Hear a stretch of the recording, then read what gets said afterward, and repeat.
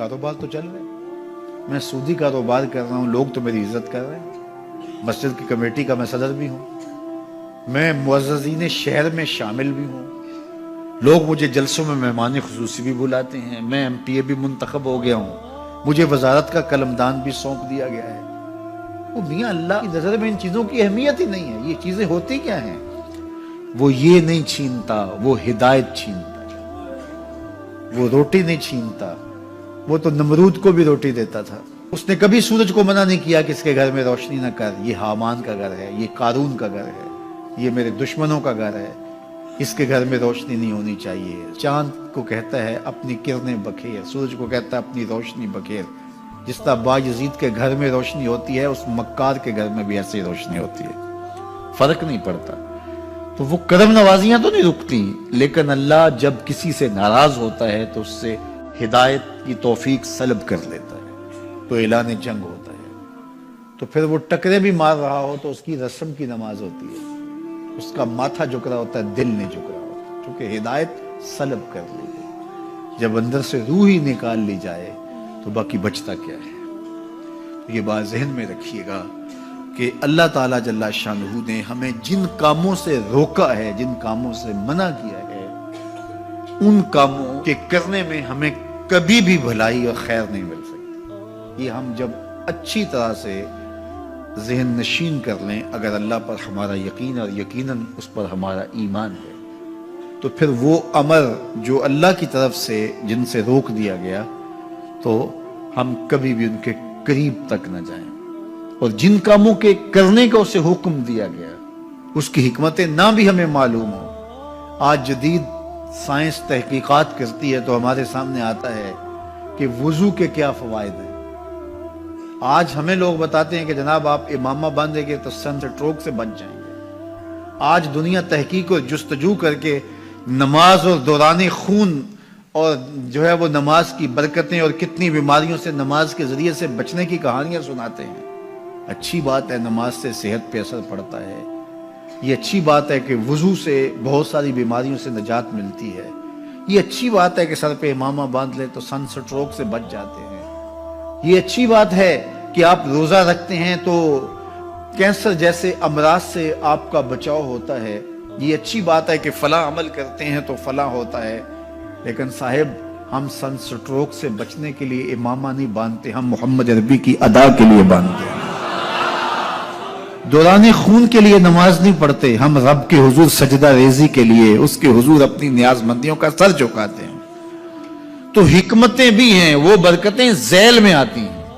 تو یہ بات ذہن میں رکھیے گا۔ غزنوی کا وزیر اس سے حسد کرتے ہوتے تھے کہ اس میں کیا خصوصیت ہے کہ بادشاہ اسی کو اہمیت دیتا ہے۔ ایک دن بادشاہ نے کوئی تربوز کاٹا، کوئی خربوزہ کاٹا یا کوئی اور ایسی چیز تھی، تو جس کو بھی دیا تو وہ کڑوا تھا تو اس نے چوں ہی چکھا تو پھینک دیا، اور پھر بلایا یاس کو اور اس کو کاٹ کے اس کی پھانک دی تو ایسے لطف سے کھانے لگا کہ جیسے اس سے لذیذ کبھی پھل زندگی میں دیکھا نہ ہو۔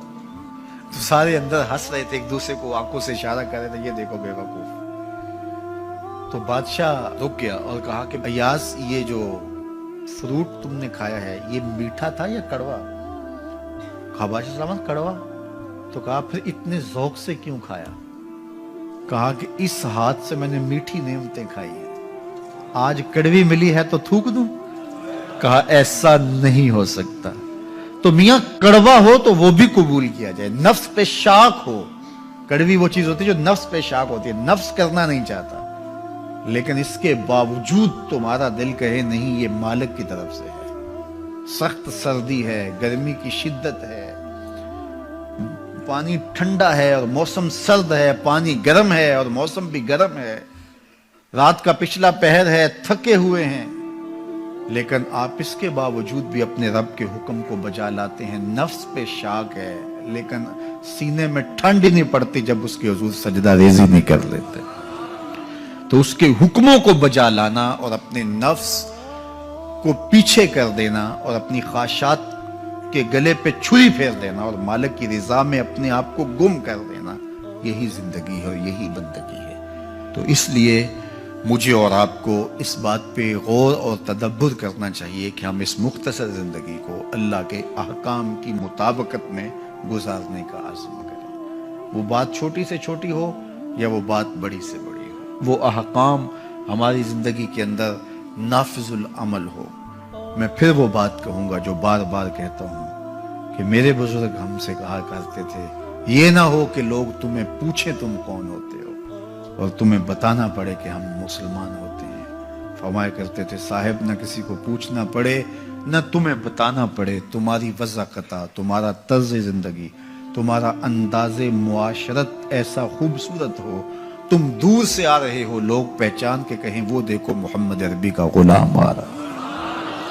تم شکل سے پہچانے جاؤ، تم کردار سے پہچانے جاؤ، تم وعدے سے پہچانے جاؤ۔ کتاب کا نام ہے بشر القیب فی لقاء الحبیب۔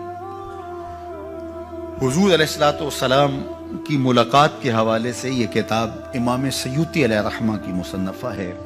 اس میں ایک واقعہ انہوں نے لکھا کہ ایک شخص قبر میں اترا اور نکیرین آئے اور انہوں نے سوال و جواب کا سلسلہ کیا، من ربوں کا، ما دینوں کا۔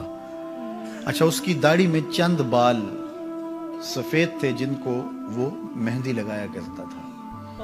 تو جب منکر نے کہا کہ من ربوں کا، تو نکیر نے اس کا ہاتھ پکڑ کے پیچھے کھینچتے ہوئے کہا اس سے سوال پوچھ رہا ہے، تو دیکھ نہیں رہا اس کی داڑھی میں اسلام کا نور چمک رہا ہے، اس کی داڑھی میں اسلام کا اجالا تمہیں دکھائی نہیں دے رہا؟ تو تمہاری وضع قطعی ایسی ہو کہ فرشتے بھی دیکھیں کہ یہ حضور کا غلام